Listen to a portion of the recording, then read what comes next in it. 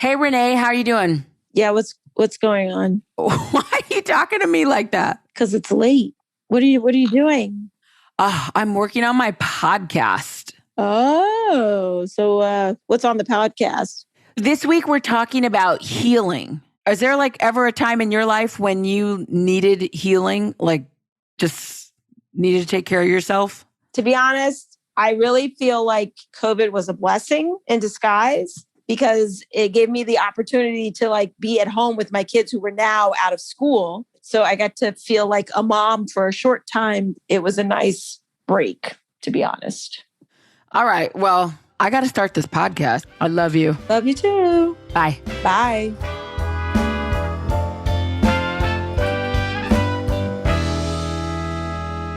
Hey, everybody. Thanks for tuning in to More with Monique. My name's Monique DeBose. I'm a singer, writer, and spiritual coach. My passion in life is to inspire women to choose more for themselves. Today's episode is all about choosing more healing. Be it physical, emotional, mental, or spiritual, we all have a need for healing. I don't believe we're ever broken, but life requires living, and everyone experiences pain. How you choose to deal with your own pain and ultimately heal is your own personal journey. My 2 cents on the subject has always been, to heal the hurt, you must feel the hurt. And today you'll hear from 2 women who are healing in their own unique ways. So let's get into it. I feel so honored today, and it's almost full circle in some ways because my guest is Carmit Bachar. Many of you, I'm sure, know her as one of the founding members of the world-famous Pussycat Dolls. But for me, she's someone I knew when I was an awkward, pimply-faced teenager at Hamilton High School here in Los Angeles. And for those of you who may not know, Carmit started on her journey on the planet in a very unique way. She's here to tell us all about it.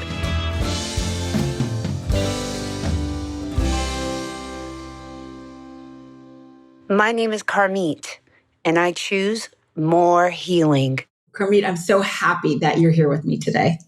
Thank you for having me, Monique. I'm just so inspired and proud of all that you've accomplished, really. And you're just one of those women out there making it happen. And with everything that's added on our plate, with what's been happening in the world, we're still pushing through to just evolve and move forward and progress and hopefully touch other people, because we all need to hear that we're all going through the same thing. We're not alone in this moment. And it's not easy, but we're going to make it through. We're going to be okay. So thank you for doing this. Oh, my pleasure. That means a lot. Thank you. So I wanted to talk about your healing journey. I know you've talked about this in the public eye before, but for those of you who may not know, Carmit started her journey on the planet in a very unique way, as we all do. And I want her to share her own unique story. Yeah.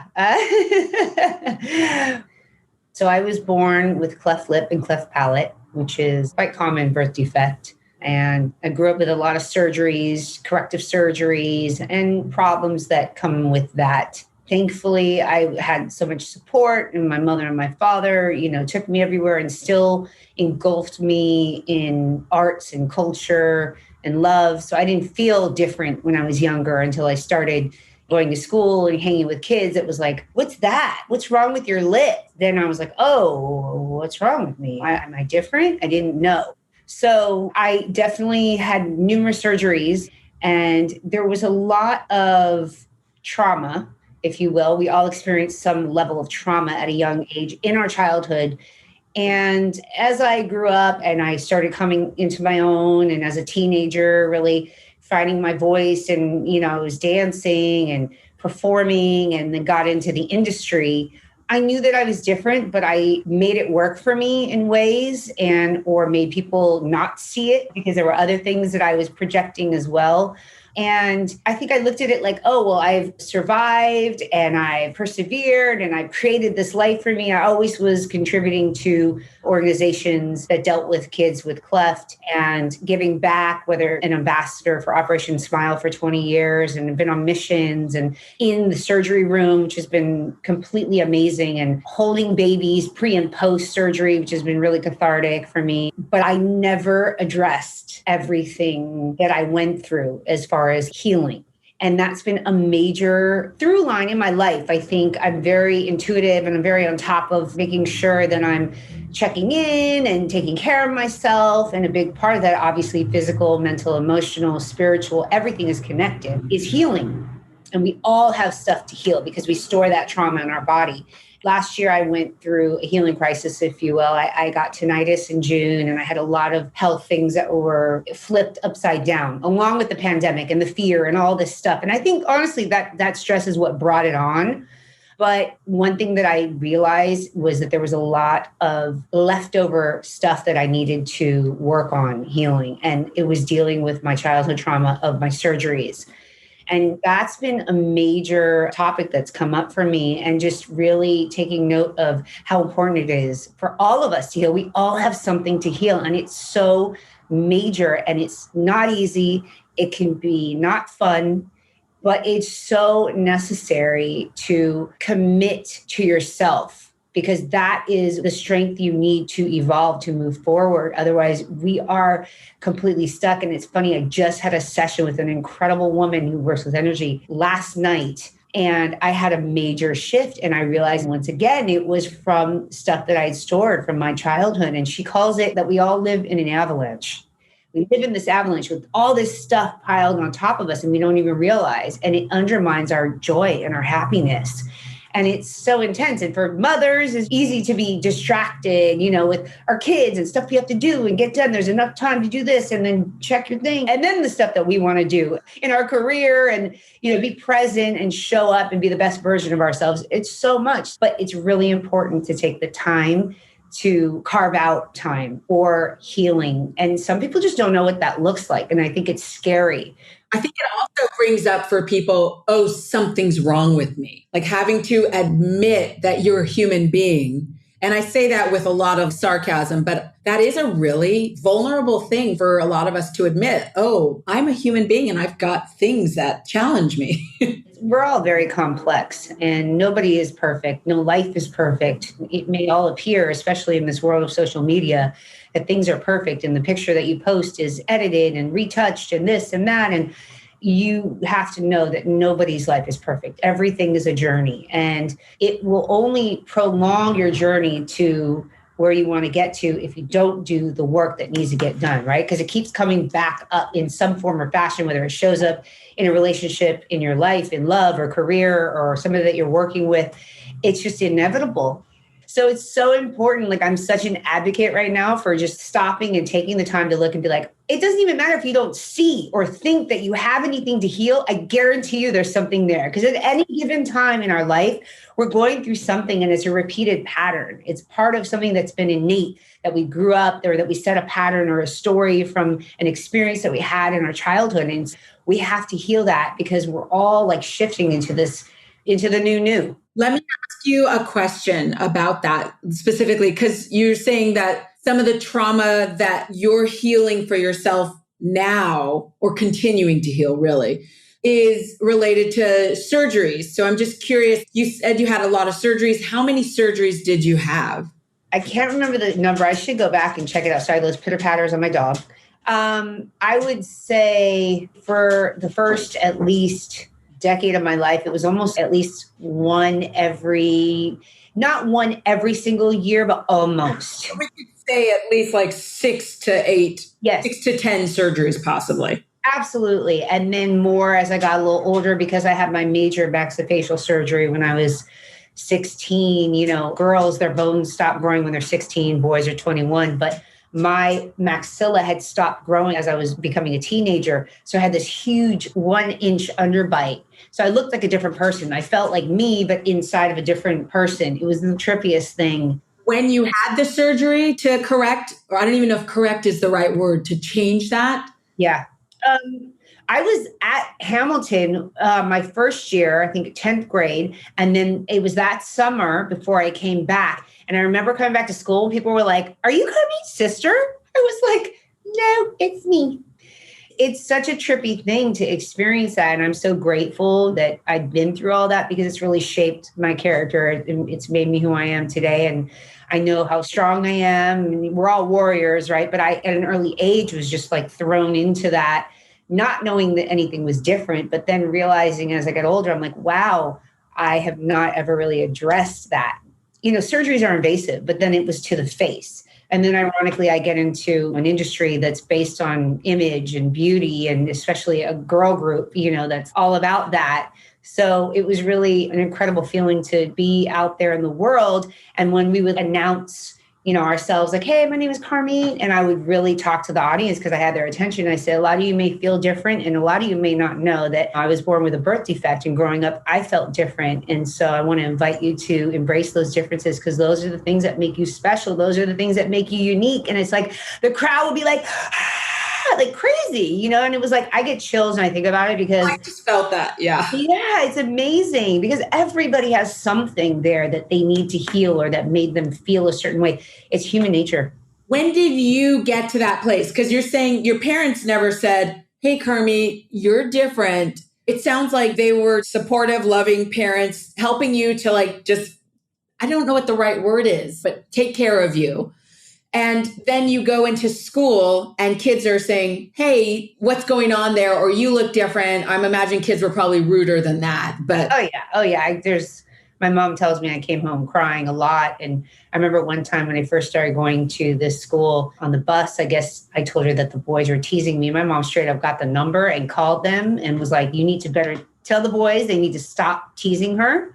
Like, she took it into her own hands, and she always supported me and loved me and told me how beautiful I was. But it's hard as a kid, bullying is like part of school, actually, right? And as much as now we're aware of it, now we are addressing it, it was just part of school. Like, I know when I was young.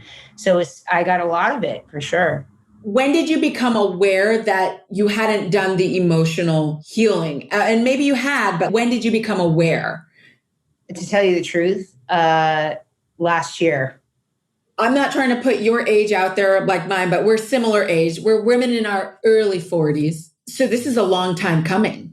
Yeah, that's the crazy part. And I met somebody in this process, somebody who said, my son-in-law is cleft and he's going through a really difficult time. He's very depressed. And actually what's been coming up for me is that I feel a desire to create something that has to do with a program or a healing resource for people that have gone through cleft surgeries, because I'm sure that when something like this hits later in life, people don't know where to go. They don't know what to do. Once you've been through the medical system of repair surgeries, you're on your own. You're out there in the world. It's like, high school and then go, and then they don't know what to do. And I'm sure there are people that, are religious, and that may be a source of strength for people. But ultimately, there's something inside that needs to be healed and shifted. And that takes work. It's not one session. It's not one weekend somewhere. It's not a retreat. It's not something where you just get away from it. It's actually diving in and doing the work. And I think, number one, it's scary for people. Number two, people don't know where to go, what to do, where to start, who can help them. And I'm still on this journey myself, but it's been coming up for me that I need to figure out some sort of way of being a resource for people, because we all need that. Are there specific things that have shown up that you're like, oh, and this is related to this? Does that make sense, that question? Because you said I just started dealing with the psychological, I'm throwing in emotional as well, but you let me know. Just a year ago. And what are you seeing? What connections are you making? What's an example of doing the work? Well, for me, it starts with being still. I do a lot of meditation. Now I've always loved yoga. Now I'm obsessed with yoga. I don't do it as much as I should, but it's important to kind of come into your body. And we're so out of body with all these distractions. And then I do a lot of sessions with energy healers, energy work, craniosacral sessions. I'm a spiritual person in that I'm connected to people energetically, and I'm really intuitive with that. So I've met sort of like a connection and a network of people that are in this kind of healing space and healing journey and committed to that for people, which has been incredible. And so that's where I gravitate to. So that's why I keep saying I feel like I need to be somewhat of a resource. But again, you have to be willing. You have to want to go in. And a lot of people would rather forget. Yeah. The problem is it's actually stored in your body. So your body doesn't forget. All right, my love. Enjoy the rest of your afternoon. Thank you so much for having me. You're doing a fantastic job with this, sharing women's empowerment stories. So I can't wait till the next one.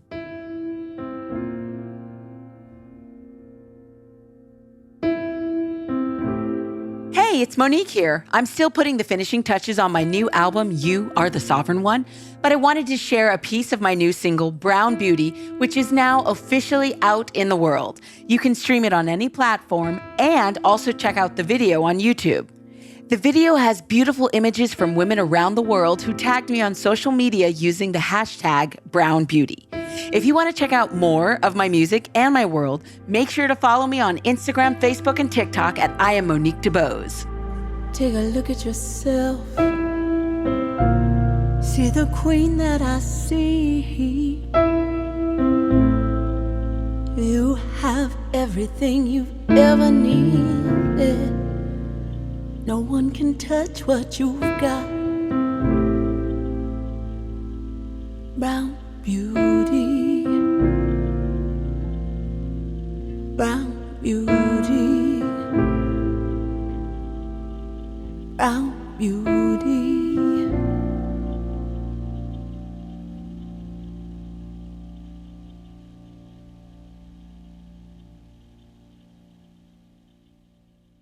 Hi, I'm Monique DeBose, and this is More with Monique. My next guest is Tina Reimer, a wonderful woman who's a dancer, singer, musician, life coach, and so much more.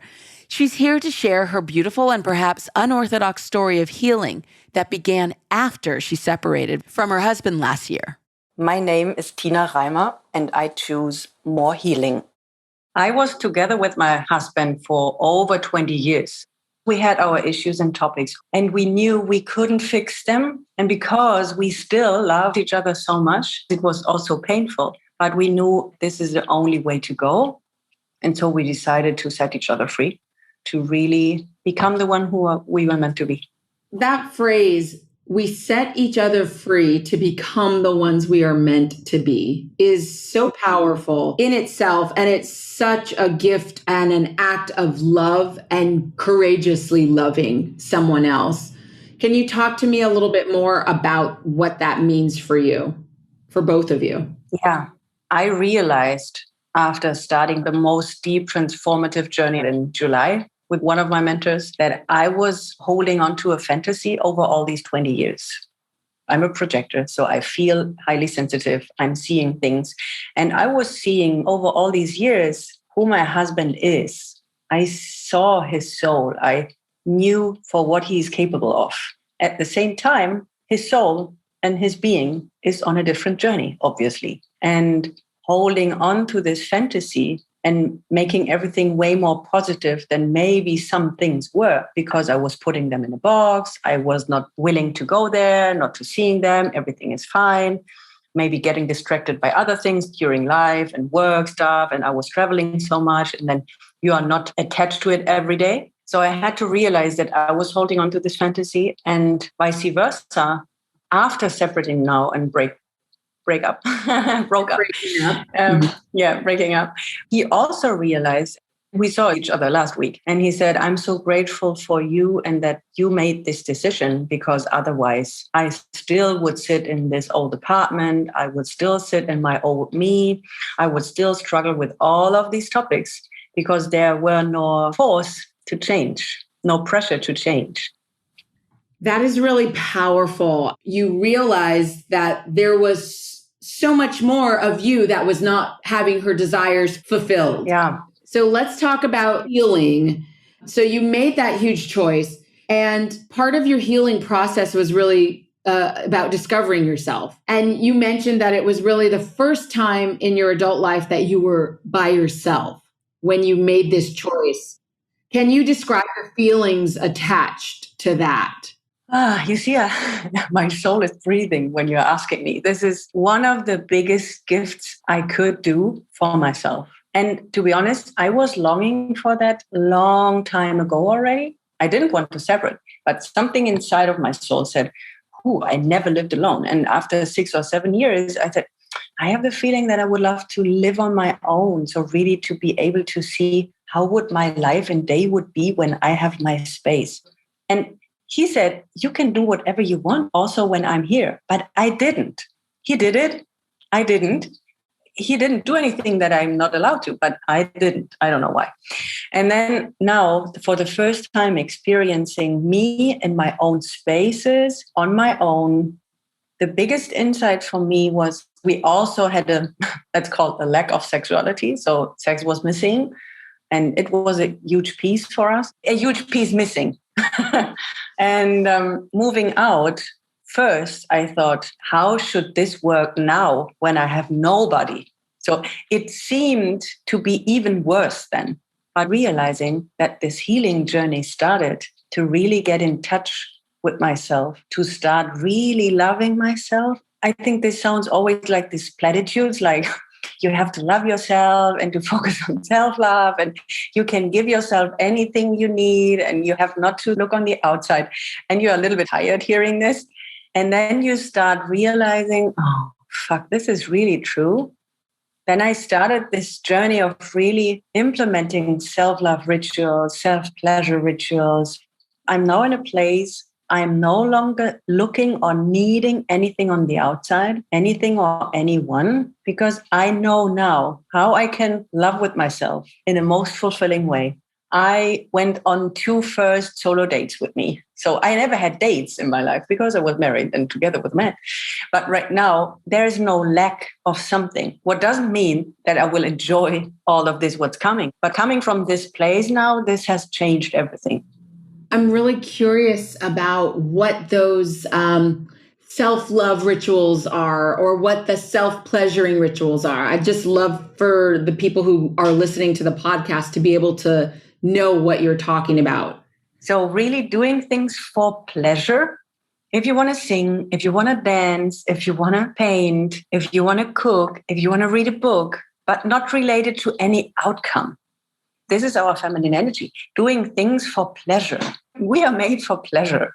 And then really doing things without any focus, without any schedule, without any appointment. I took a really lot of space for all of this, making days completely free, flowing around. Really, it sounds like a fairy tale, but yes, I'm pretty like this. And I love living like this. And I already started this since 2 years. I decided to engage more in the topic of tantra and feminine sexuality and exploring yourself in your body, and that it's not about the man, that everything starts with yourself. And all of this, I started this 2 years ago and we were still in the relationship. But right now, really focusing on taking the time for your body and for yourself. Even then, without any goal or outcome, by touching yourself, by using any kind of textures and toys in your fingers and your hands. So really exploring your body and how you want to be touched, to exploring your body even without, maybe it doesn't have to be amazing or exciting. You're just exploring your body, focusing on your body. Then how you would go on a date with someone, starting this with yourself. Putting on the candles, preparing the meal, and not just putting it on the plate, listening to the music, dressing up, making yourself beautiful. So now you're free, quote unquote, and you're not running to go have sex with amazing people who are great in their bodies. So why were you not interested in having sex? Oh, I'm smiling from ear to ear. I love the question. I love the topic, because right now, and I'm going back then, what I did and why. Right now, I'm coming from a completely different place. My encounters are different. Relating with men are different. So I'm different. The men are different. So it's really amazing. So I decided, because I learned, I've read, I did some courses all on this self-love, feminine embodiment. Yeah, especially I think self-love. And coming from the place, I really got the concept or the system of when you self have this lack of something inside of you, nobody can fill this gap. You yourself have to fill it.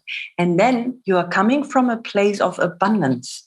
You are already full of love, and you have pleasure with yourself, and you are satisfied with yourself. And because I knew that I didn't want to have mechanical sex, that I didn't want to have a one-night stand, that I'm definitely not a woman who is going out and said, oh, you're hot, come please with me. Because I really have my bar set pretty high right now. I definitely know what I want and what my desires are, and I won't make any compromises. And therefore, I need a really deep connection with someone. And I'm no longer willing and participating in this meeting, having sex. This is not my thing. And that's why I knew it's not so easy to get a quick fix to get out and have sex. Yes, this could be possible. And then we come to the point that I say, no, this is more fun with myself.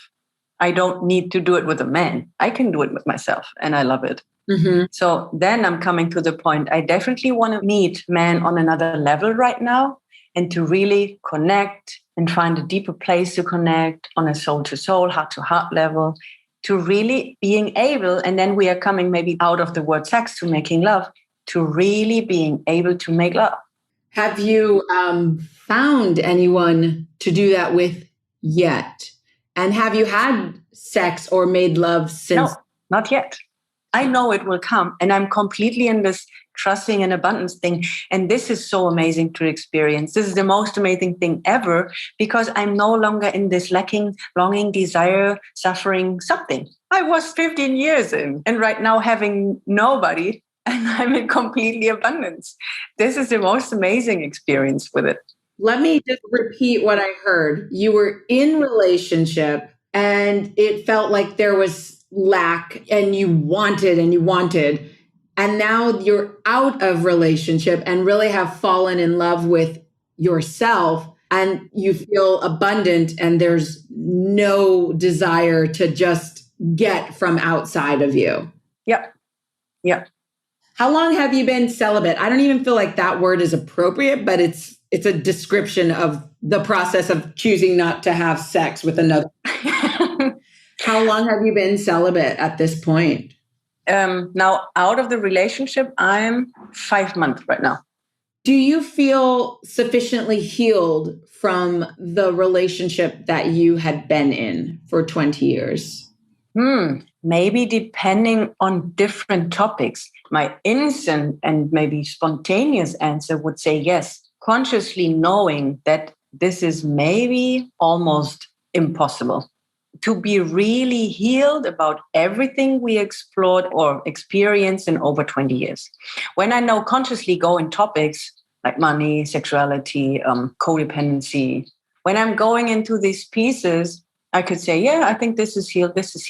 But I think you can't be really done after 5 months when we were together over 20 years. And I'm experiencing some smaller parts of it. And even 1 week ago, as we have seen each other, I was sharing again a piece. And we were experiencing in a different way. And then some things were coming up on his side. And so, yes, we see how much we have grown. And still, I think after 5 months, you can't say that over 20 years relationship is done. Got it. What I'm hearing you say is, yes, you guys are both clear that this is the best thing. And this has been a powerful 5 months of just really healing your heart and getting clarity around what you need and what lights you up as a woman.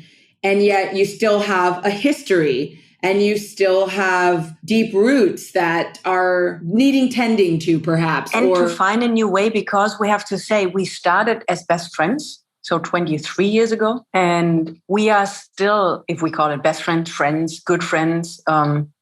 There is so much we shared.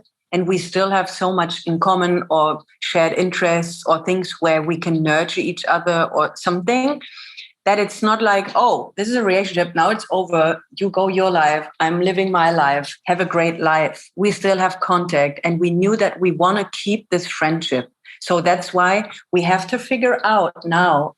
And we're speaking very clearly and openly. And this is one of my biggest and highest commitments and decisions I made through this year. So I think freedom and honesty and transparency are my highest values right now. Freedom always was honesty, yes, but knowing that I was not honest with myself and even then not letting others in on me. So realizing this piece. And from now on, I will always be honest, transparent, open, vulnerable, emotional. So no longer any kind of pretending, no hiding. And that's why we have to find a new way. What's next on your journey? Like your healing journey? What is next? Regarding the topic we asked.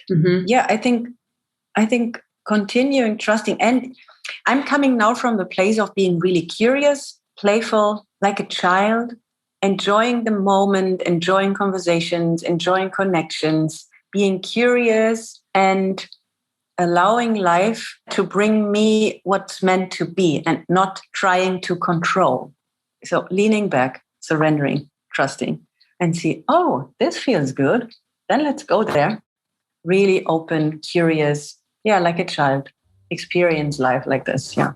I really appreciate your share. It's so enlightening and inspiring. And I think it will give a lot of women something to reflect on. And I think it will give a lot of women the opportunity to take a tiny, courageous step in whatever they're needing to access more of their own desire. Hopefully.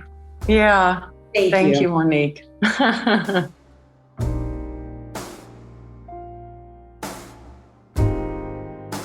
Hi, it's Monique again. As today's episode is all about healing, I wanted to share a clip of a song from my new album, You Are the Sovereign One, out August 27. This song, Damaged Goods, speaks to how we often walk around the world feeling damaged, broken, not good enough. But the truth is, when we own every part of ourselves, the good, the bad, and the ugly, that is when our true beauty shines through.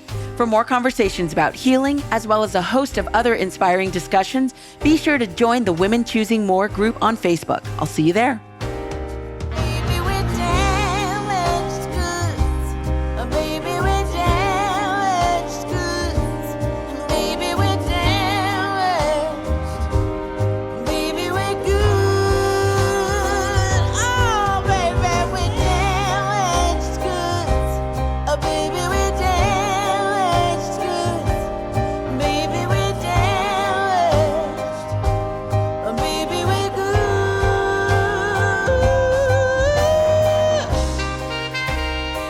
Now it's time for the Choose More Minute.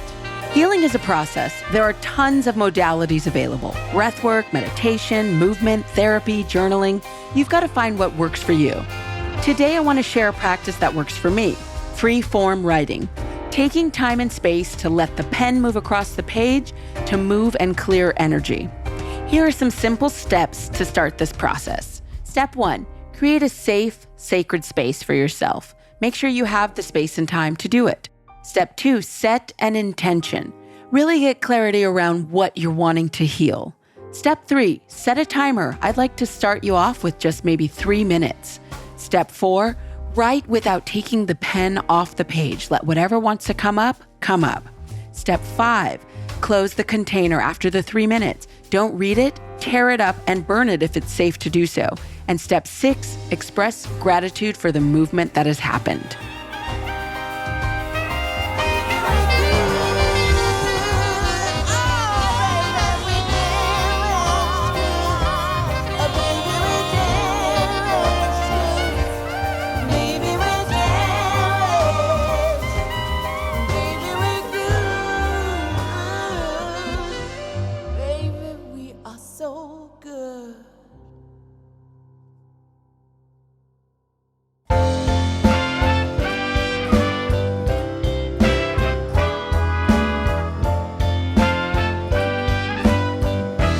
See you all next week. Our producers are Larry Carlat and Hannah Randall. Today's episode was edited and mixed by Ronnie Mickelson. Our theme song was written by yours truly. Hope you have a great week, and remember to be the woman that you know you are. Don't you settle, girl, travel far, let's use more, let's use more, let's choose more.